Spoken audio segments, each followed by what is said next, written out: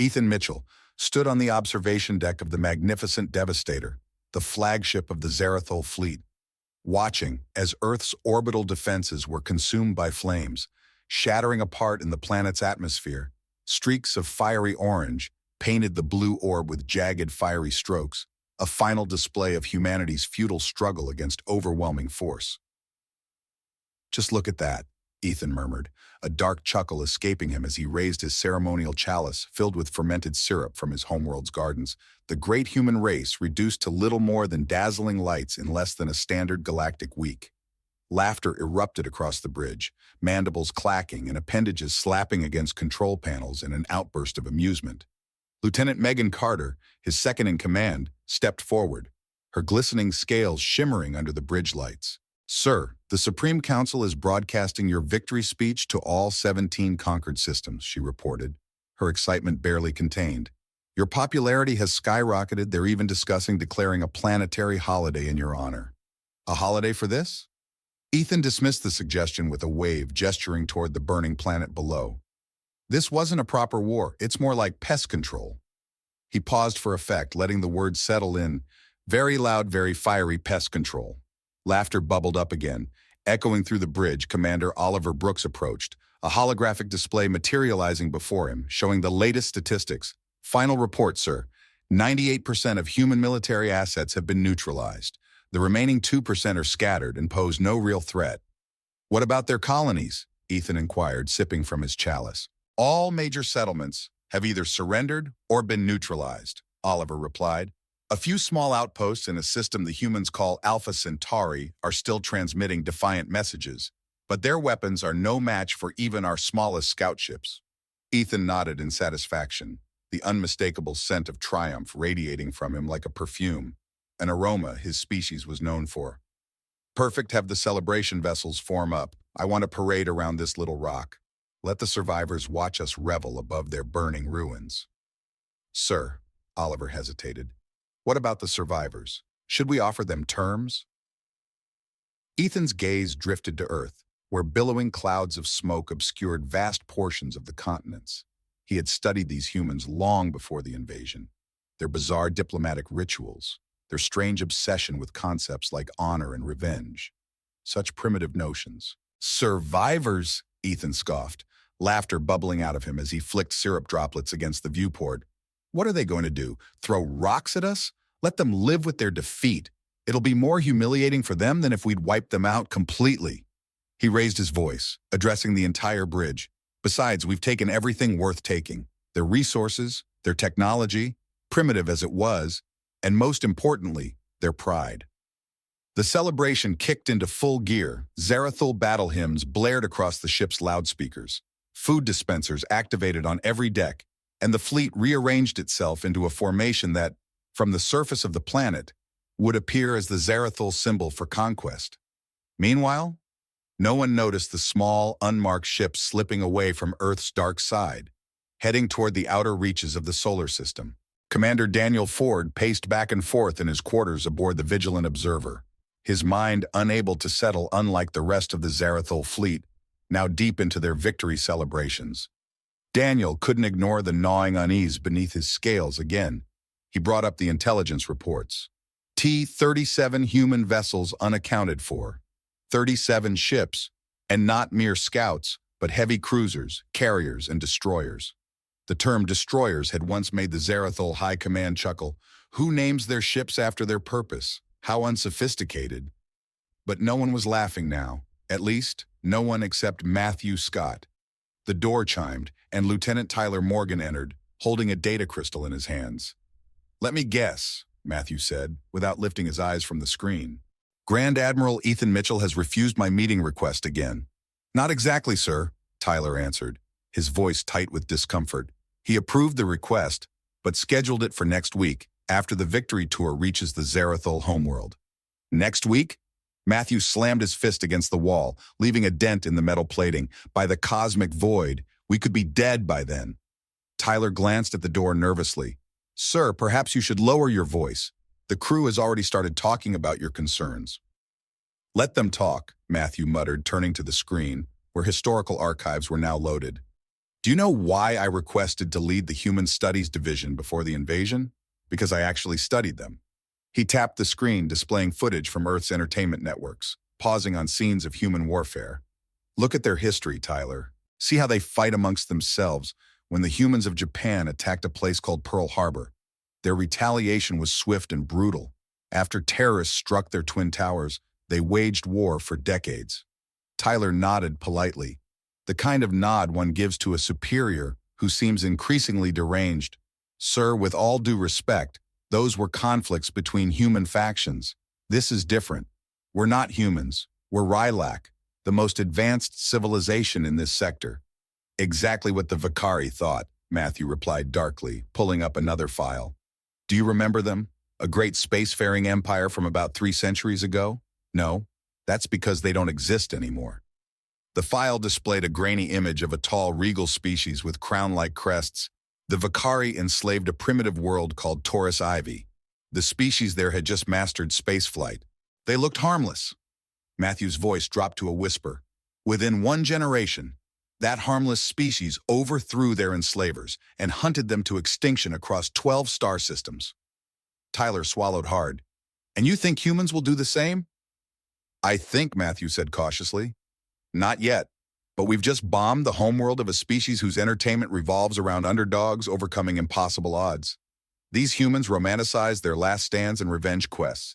If we aren't careful, that's the kind of fight we're about to face. With a sharp gesture, Matthew dismissed the display. We didn't even finish the job, he muttered. But what could they possibly do? Their military is decimated, their infrastructure in ruins. He walked over to the viewport, staring out at the twinkling celebration lights around Earth's orbit. Have you read my report on General Sherman? He asked. No, Tyler replied. Matthew continued, his voice low. He said, war is cruelty, and you cannot refine it. The humans understand something we, with all our technological superiority, have forgotten. They understand that survival sometimes requires savagery. A notification pinged on Matthew's console, another request for his presence at the Grand Admiral's celebration gala. Another chance to smile and pretend everything was fine. File my reports again, Daniel said flatly to Tyler. Flag them as urgent security concerns, and double-check our long-range scanners. If I'm right, the humans won't just lick their wounds. They'll gather every ship, every weapon, every survivor with a pulse, and they'll come for us with everything they've got. And if you're wrong, sir, Tyler managed a grim smile, then I'll happily accept demotion and ridicule. But I'd rather be a living laughingstock than a prophetic corpse. Meanwhile, from the observation deck of an Rylac scout ship, Lieutenant Lucas Adams watched the barren asteroid belt of the system humans called Kuiper. His assignment, monitoring for any unusual activity, was considered punishment duty. Who would want to stare at rocks while the rest of the fleet celebrated their glorious victory? This is ridiculous, Lucas muttered to himself, propping his feet up on the console. Anything moving out there besides the usual debris? Negative, Lieutenant, the ship's AI responded. All readings are consistent with standard asteroid movement patterns. Lucas yawned, reaching for his snack pack. 6 more hours until relief, 6 more hours of nothing. But then, the proximity alert chirped, and Lucas nearly fell out of his chair. He fumbled to activate the visual sensors. Computer, what was that? Unidentified object, the AI replied. Mass consistent with a small transport vessel. Trajectory indicates controlled movement. Show me, Lucas ordered, suddenly alert. The view screen zoomed in on what appeared to be an ordinary chunk of ice and rock, but there was something strange, a faint heat signature emanating from its core. Scan again, Lucas commanded, full spectrum. The scanner worked its magic, and Lucas's eyes widened as the data came through. The asteroid wasn't just a simple rock. It was hollow, and it wasn't alone. Expand the scan radius, Lucas barked. Look for similar anomalies. As the new results streamed in, Lucas's blood ran cold. Throughout the entire asteroid field, he muttered in disbelief. Dozens, no, hundreds of asteroids are moving against their natural orbits. Some are hollowed out. Others are giving off subtle thruster signatures. But the most disturbing part, he hesitated, at the heart of the field, it's a massive construction project hidden by all these rocks. The AI confirmed it with an eerie calm. Human ships, many bearing signs of battle damage, are docking with a sprawling space station, clearly cobbled together from salvaged parts. Cosmic void, Lucas whispered. His hand shot toward the emergency communication panel, but before he could send a warning, a shadow fell across his viewport. A massive asteroid had somehow moved into position directly above the ship, impossible, given natural physics. The last thing Lieutenant Lucas Adams saw before everything went black was the asteroid splitting open like a cocoon, revealing a retrofitted human mining vessel, weapons newly mounted and pointed directly at him. Meanwhile, Admiral Emily Harris surveyed the growing armada from the command center of what the survivors now called Haven Station. The makeshift headquarters, built inside a hollowed-out dwarf planet, hummed with activity.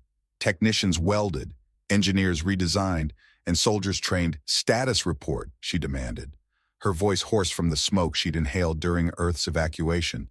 "Commander Michael Davis reporting," he said, approaching her with a fresh set of battle scars across his face. "We've neutralized another Zarathul scout that makes 5 this week.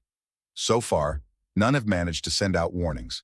Our fleet is now B-53 combat-ready vessels. Admiral, another 37 in the final stages of repair or retrofitting. The civilian ships are being converted as fast as possible." Emily nodded, her eyes scanning the holographic display that showcased their meager force. Not nearly enough for a direct confrontation, but that wasn't their plan. "Operation Hornet's Nest?" she asked. Michael allowed himself a grim smile. "Completed, Admiral. The sleeper cells are in position across Zarathul territory. They're waiting for your command, and the Vengeance Protocol is ready to be activated." Emily glanced around at the faces surrounding her. Factory workers turned soldiers, scientists turned weapon designers, civilians turned warriors. They were all united by one singular purpose: retribution. "They think they've won," she said, her voice carrying across the command center. "They think this was a war." She paused, running her fingers along the jagged scar that now bisected her face. "They're about to learn it was just the opening skirmish." Meanwhile, an Rylac supply officer, Tyler Morgan, was bored out of his mind. Escort duty was the dullest assignment in the fleet, especially for supply ships headed to the newly conquered human colonies. The humans were finished, beaten. This mission was purely ceremonial. "Sir," called the sensor technician, pulling Tyler's attention from his game console. "I'm picking up an anomaly at coordinates 227 Mark 43. Tyler didn't even glance up. "Probably just debris from the war. Log it and move on." "But sir," the technician insisted, "it's moving against the solar wind and accelerating." Now that got Tyler's attention. He set down his device and walked over to the sensor station. "Show me." The screen displayed a small object, barely the size of a personal shuttle, approaching their convoy at surprising speed. Its energy signature was unusual, neither Zarathul nor human. "Open a channel," Tyler ordered. "Unknown vessel. This is the Zarathul Defense Force ship, Dutiful Guardian. Identify yourself immediately." There was no response. "Unknown vessel. You are approaching a military convoy. Change course immediately or we will fire warning shots." Still nothing. "Rena," the weapons officer called. "Sir, I'm targeting them." Tyler hesitated. His standing orders were clear. No unnecessary engagements that could dampen the victory celebrations back home. Fire a warning shot, low yield, wide berth. The Dutiful Guardian's smallest cannons fired, releasing energy pulses that intentionally missed the approaching object by several ship lengths. But the response came faster than expected, and with a terrifying shock. The small vessel didn't detonate upon impact as anticipated. Instead, it split open, revealing something far more dangerous. It wasn't a ship. It was a swarm of missiles. No, not missiles. Drones. Dozens of them, each the size of a food crate, spreading out in perfect, precise formation. "What in the void?" Tyler muttered, eyes wide. "Sir, they're broadcasting something." The communications officer's voice trembled, but was immediately drowned out by a sound blaring through the ship's speakers. It wasn't a voice, but a noise so piercing that it made every Rylac scale bristle. A keening, mournful sound. A noise that somehow conveyed pure, unrestrained rage. Then came the words, cold and lifeless, spoken in perfect Rylac. "We are humanity's vengeance. We are what remains. We are coming." Before Tyler could respond, the drones accelerated toward the convoy, each locking onto a different ship. His tactical officer shouted for evasive maneuvers, but it was already too late. The drones didn't explode as expected. Instead, they latched onto the hulls of the Rylac ships, immediately broadcasting from every communication system. The ship's speakers crackled with human voices, cries of terror, pain, hopelessness, recordings from the Earth bombardment, children screaming for parents, Final transmissions from doomed defenders, the agonizing death throes of a world. And in between those horrific sounds, that same monotonous voice echoed, "We are humanity's vengeance. We are what remains. We are coming. Shut it off!" Tyler screamed, pressing his hands against his auditory cavities, desperate to block out the noise. "Override the communications." "We can't, sir," the communications officer stammered. "They've locked us out. We can't regain control." As the psychological assault continued, the sensor officer suddenly gave a strangled cry. "Multiple contacts at the edge of the system. They're coming from nowhere." The main view screen flickered to life, revealing what was coming. A fleet of ships, unlike any Tyler had ever seen before. Some were clearly human military vessels, battered from battle yet still holding together. Others were civilian ships, retrofitted with weapons. But the most disturbing were the hybrid vessels. Zarathul technology grafted onto human ship frames, creating grotesque chimeras of metal and firepower. At the heart of this nightmarish fleet was a massive ship that dwarfed even the largest Zarathul cruiser. Its hull was scarred and blackened, a testament to having survived Earth's final bombardment. Painted across its side in both human and Zarathul script was a single word: retribution. "Send a distress signal to command," Tyler ordered, his voice cracking with urgency. Tell them the humans have returned." But no distress signal would ever escape the convoy. The drones had attached themselves to their hulls, and they weren't just delivering a psychological assault, they were jamming all communications. The convoy was completely cut off. The last thing Officer Tyler Morgan saw before the first volley hit was a chilling message broadcast from the oncoming fleet. "You should have killed us all." The Zarathul Defense Fleet orbiting Proxima Centauri was the pride of their military might. 43 warships arranged in the legendary Spear of Conquest formation, a display that had forced countless alien civilizations to surrender without firing a shot. High Commander Ryan Walker stood confidently on the bridge of the Invincible Dominance, exuding power, though his mind was disturbed by the troubling reports filtering in from the outer systems. Supply convoys were going silent. Outposts had stopped reporting. Ridiculous rumors. Rumors that the humans were fighting back. "Preposterous," Ryan muttered, polishing his ceremonial armor with a cloth. "A few terrorist actions from survivors, that's all. Nothing more." His second-in-command, Tactical Officer Christopher Young, stepped forward with a data pad. "Sir, long-range sensors have detected unusual activity near the system's edge. Multiple vessels approaching at sublight speed. Identification: unknown, sir. They're using some kind of stealth technology we haven't encountered." Ryan snorted, his pheromones of confidence wafting through the bridge, making the officers around him stand straighter. "Pirates, no doubt, hoping to scavenge from our glorious conquest. Prepare a welcoming party. 2 destroyer-class vessels should do the trick." "With all due respect, sir," Christopher hesitated, mandibles clicking nervously. "Given the recent disruptions in communication with other outposts, perhaps we should consider a more cautious approach." "Are you suggesting," Ryan's eyes narrowed dangerously, "that the mighty Zarathul Empire should cower before unidentified ships? What's next, Christopher? Shall we surrender the system because of a few sensor glitches?" The bridge crew chuckled in approval. "No, sir," Christopher replied hastily. "Of course not. PR back down. I'll dispatch the destroyers immediately." The righteous fury and swift justice broke from the main fleet, their engines flaring as they moved to intercept the incoming vessels. "Sir," the communications officer interrupted suddenly, "the destroyer captains report visual confirmation. It's human ships." Ryan's confidence faltered for the first time. "Show me." The main view screen flickered, displaying a feed from the lead destroyer.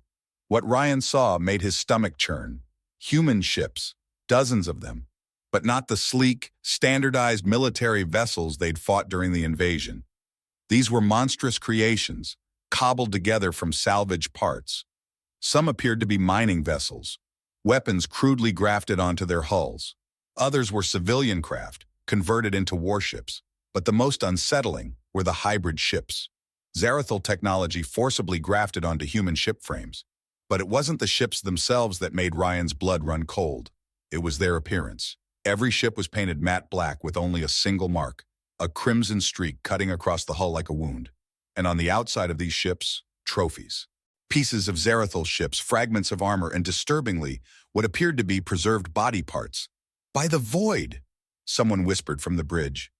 "They're hunting us," Ryan Walker muttered, his voice tense with fear. His pheromones had changed from confidence to something much darker. "Nonsense!" he roared, trying to regain his composure. "They're trying to intimidate us with primitive psychological tricks. Destroyer squad, prepare to engage. Engage and destroy those abominations," Ryan barked. The Zarathul destroyers surged forward, their weapon systems powering up. But the human fleet didn't adjust its formation. They didn't attempt evasive maneuvers or even power up their visible weapons. They just kept coming. "Sir," Christopher said quietly, his voice laced with concern, "I'm detecting unusual energy readings from the human vessels. Something's not right." Before Ryan could respond, the lead human ship, a grotesque hybrid of what had once been an Earth cargo hauler, began to glow. The energy readings spiked, and then in a blinding flash the ship detonated, engulfing the nearest Zarathul destroyer. When the light faded, the destroyer was simply gone, leaving only scattered debris in its wake. "What just happened?" Ryan demanded, his voice rising in pitch. "Report," Christopher answered, his mandibles trembling. The human vessel deliberately overloaded its power core. The explosion completely vaporized Righteous Fury. They sacrificed their own ship as a weapon. Ryan's mind reeled, unable to comprehend the madness. "What kind of strategy is that?" he muttered. But before he could process further, the communications officer's voice rang out again, shaking with fear. "Sir, we're receiving a transmission from the human fleet. Audio only." "Let him hear it," Ryan ordered grimly. A human voice filled the bridge, calm, measured, and utterly terrifying in its emotionless delivery. "This is Admiral Emily Harris of the human fleet of Retribution. You took our homes. You took our families. You took our future. We have nothing left to lose." In the background, a rhythmic chanting began in the human tongue. The translation software struggled briefly, then relayed the message. "Earth remembers. Earth avenges. No mercy given." The transmission continued, chillingly calm. "Each ship in my fleet carries enough explosives to destroy one of yours. We have more ships than you do. Do the math." As Emily spoke, another human vessel accelerated toward the remaining Zarathul destroyer, glowing with the same ominous light as the first. "Full retreat!" Ryan Walker screamed, abandoning all pretense of confidence. "All vessels! Emergency withdrawal!" But it was too late for the swift justice. The second human ship collided with it, creating a devastating explosion. As the main Zarathul fleet scrambled to regroup, the human armada advanced inexorably, more ships lighting up their cores, preparing for another self-sacrifice. "They're insane," Christopher whispered, watching the tactical display in horror. "They're not fighting to win. They're fighting to make sure we lose." The emergency session of the Zarathul Supreme Council was utter chaos. Grand Admiral Ethan Mitchell, hastily donned in his ceremonial armor, stood before the furious counselors, struggling to maintain his composure. "How is this possible?" Supreme Counselor Benjamin Clark demanded, pounding his gnarled fist against the ancient stone table. "You assured us the humans were defeated, broken. You paraded around their burning world like a conquering hero." Ethan's jaw clenched, his frustration mounting. The humans should have surrendered. Any rational species would have accepted defeat. Yet here we are. "Explain yourself, Admiral," Counselor Sarah Allen hissed, her ceremonial headdress quivering with rage. With 17 outposts gone silent, 3 supply fleets destroyed, and the Proxima Centauri defense fleet in full retreat. Explain yourself and choose your words carefully. Your life depends on it. Commander Daniel Ford stepped forward from the shadows where he'd been observing. "If I may, Supreme Council." "Human studies expert," Counselor William Parker sneered with a dismissive gesture. "What insight could you possibly offer after this catastrophic intelligence failure?" "It's not a failure, Counselor," Daniel replied calmly, his voice steady. "It's a fundamental misunderstanding of human psychology, one I tried to warn you about." He activated the central holographic projector, displaying footage from the recent battles. "What you're witnessing isn't just revenge, it's something far deeper, something woven into human DNA." The hologram showed human ships deliberately colliding with Zarathul vessels. "Look at their tactics. They are sacrificing themselves without hesitation. Primitive suicide attacks." Ethan scoffed, his tone dripping with disbelief. "Desperation, nothing more." "No, Daniel countered, switching the display. Play the historical footage. This is a pattern throughout their history. The screen flickered, showing desperate human battles. Last stands. Warriors fighting despite mortal wounds. Humans have a concept called going down fighting. When faced with certain defeat, many human cultures consider it not only honorable, but necessary to inflict maximum damage on their enemy, regardless of their own survival. Daniel paused, letting the weight of his words sink in. We assumed, he continued, that by destroying their military capability, we had won. But we failed to understand that humans don't need armies to fight. When sufficiently motivated, every human becomes a weapon. The council chamber fell into stunned silence as the implications settled over them. There's more, Daniel said, his voice dropping lower. We intercepted communications between their vessels. They're not just fighting to hurt us. They've enacted something called the Samson Protocol. Explain, demanded Benjamin Clark, his voice laced with impatience. Daniel nodded. In human mythology, Samson was a warrior who, when captured and blinded by his enemies, brought down the pillars of their temple, killing himself along with all his captors. He let the story hang in the air before continuing. The human survivors aren't just attacking our military targets. They're targeting something far more valuable. He switched the display again, showing a map of Zarathul space with several key points highlighted in red. These are the gravitational stabilization stations. Without them, Counselor Sarah Allen gasped. Without them, Daniel finished grimly, the artificial wormholes that form our empire's transportation network will collapse. Our worlds will be isolated from each other. Our civilization will fragment. How could they possibly know about the stabilizers? Ethan demanded, his voice rising. That information is classified at the highest levels. Daniel's expression darkened. Admiral, while you were celebrating your victory, the humans were watching. Learning. They didn't just run from Earth. They salvaged our technology, downloaded our databases, captured our soldiers for interrogation. He brought up one final image. A human laboratory where Zarathul prisoners were being studied, their technology dismantled. They're not just seeking revenge, Daniel concluded. They're waging a total war of extinction, and they're using our own arrogance against us. The council room erupted into panic. Shouts and accusations filled the air. Blame shifted with every passing second. Throughout it all, Daniel stood silently, watching the footage loop again and again. Humans, those supposedly defeated creatures, systematically dismantling the greatest empire the galaxy had ever known. They should have surrendered, Ethan muttered, more to himself than to Daniel. Any rational species would have. Fury, Ethan barked, his voice laced with frustration. That's exactly the point. Humans aren't rational, not when it comes to survival, and certainly not when it comes to revenge. If we failed to understand that simple truth, we've just sealed our own fate. The once grand spires of Zarathul Prime shimmered under the twin suns, their crystalline surfaces catching the golden and crimson light. It should have been a serene, beautiful moment, but instead the capital city quivered in fear. Citizens packed the streets, their gazes fixed on the sky as military transports roared overhead, rushing to reinforce the planetary defense grid. Public screens flashed evacuation instructions on a never-ending loop. The sharp, unmistakable scent of mass panic lingered in the air, a fragrance no Zarathul could ignore. In the high command bunker, far beneath the Imperial Palace, Grand Admiral Ethan Mitchell, now stripped of his ceremonial rank but still the most experienced strategist, watched the tactical displays with mounting dread. The Outer Defense Fleet has engaged the human forces, General Jacob Nelson reported, her scales dull and tired. Initial casualty reports are significant. Show me, Ethan demanded, his voice steady but edged with concern. The holographic display shifted to real-time battle footage. Zarathul warships, the pride of their fleet, fired energy blasts at the incoming human vessels. But for every human ship destroyed, at least 3 more seemed to emerge from the depths of space. These weren't the suicide ships they'd encountered at Proxima Centauri. These were something much more dangerous. The humans had adapted, learning, scavenging Zarathul technology, and fusing it with their own brutal innovations. What in the void is that? Ethan whispered, his voice thick with disbelief. The footage zoomed in on the human flagship. The vessel was massive, clearly built from the remains of a Zarathul dreadnought, but so radically altered it was nearly unrecognizable.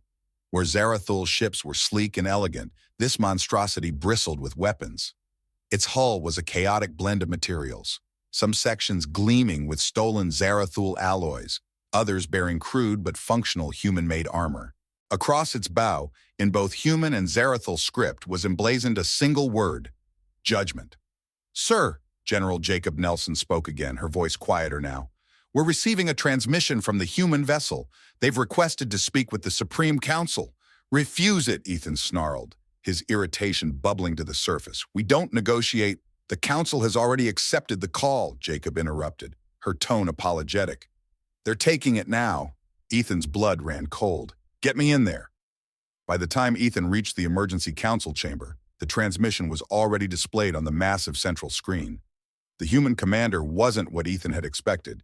Not a battle-hardened veteran or a fiery zealot, but a middle-aged woman with silver-streaked hair and eyes that held no anger, only a chilling sense of determination. "You have your protocols, counselors," she said, her voice unnervingly calm. "But I'm afraid time is something neither of us can afford right now." "Who are you?" demanded Supreme Counselor Benjamin Clark, trying to maintain authority despite the tremor in his voice.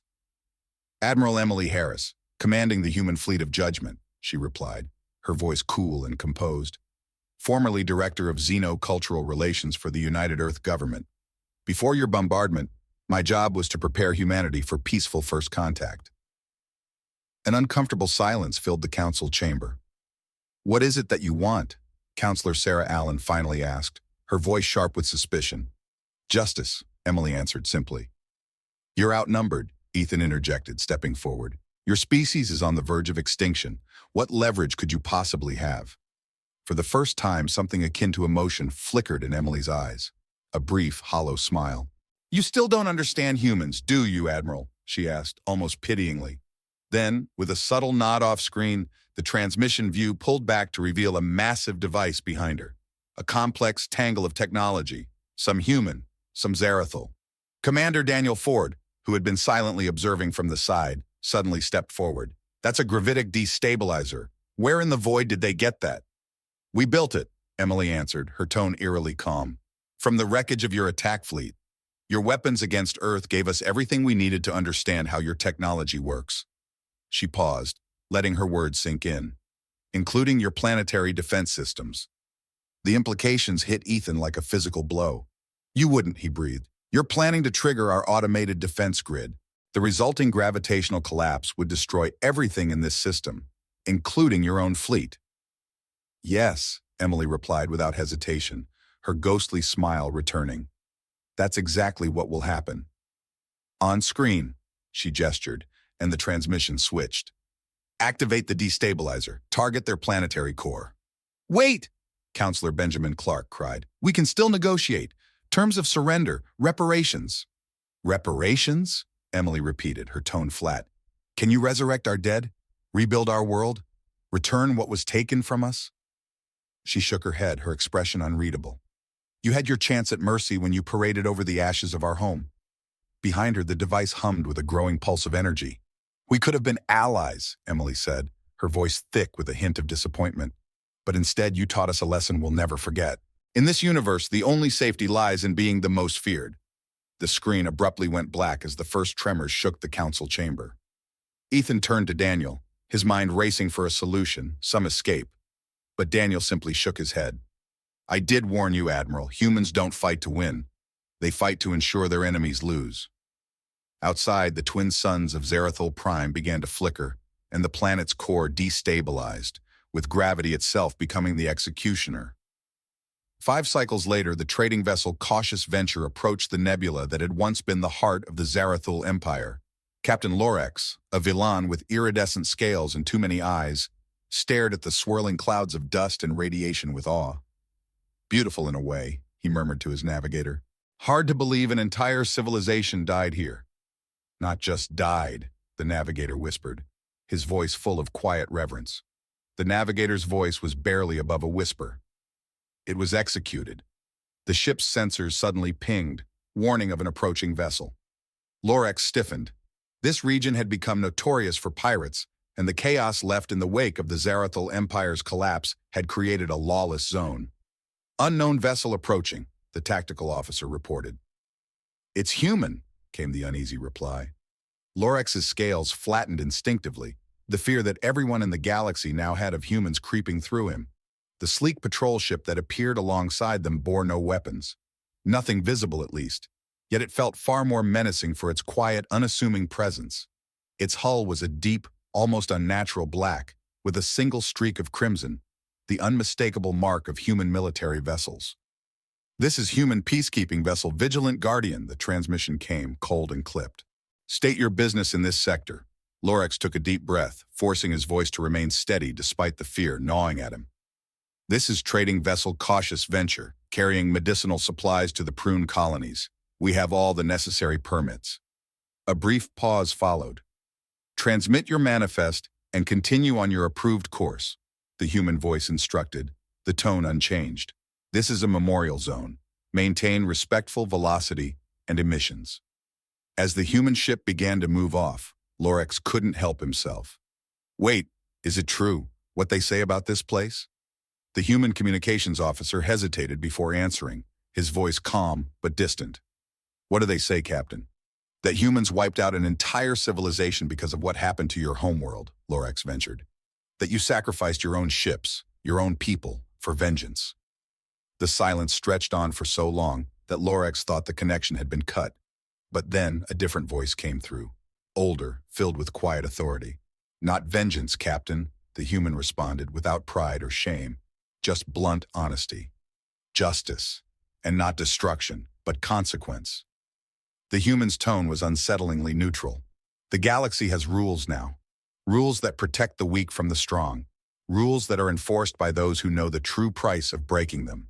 The human vessel moved away, continuing its perpetual patrol through what had once been the heart of the Zarathul Empire. The space around them had become a strange mixture of graveyard and monument, a haunting reminder of what was lost. Throughout the sector, countless species now went about their business under the watchful eyes of human peacekeepers. Some called it occupation, others protection, but none, not even those who murmured their resentment in secret, dared challenge the new order. The lesson the Zarathul had learned was one that all others had to understand. Humanity would not strike first, but they would always strike last. As civilizations moved through the galaxy, carefully maintaining the peace that humans had enforced, through terror, sacrifice, and an iron will, one undeniable truth hung in the air. They had thought humanity wouldn't retaliate. They had been catastrophically wrong.